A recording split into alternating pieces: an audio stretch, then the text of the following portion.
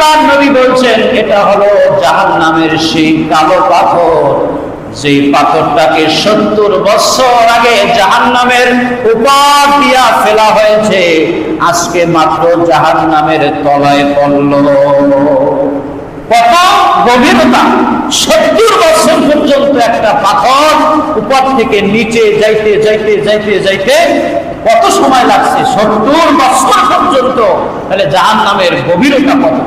আল্লাহর নবী বলেন, যখন মানুষগুলোকে জাহান্নামের মধ্যে ফেলা হবে, তখন এরকম উপর থেকে ফেলবে, ফেলতে ফেলতে ওই মানুষটা পড়তে পড়তে পড়তে তলায় চলে যাবে। কোথায় চলে যাবে? তলায় চলে যাবে।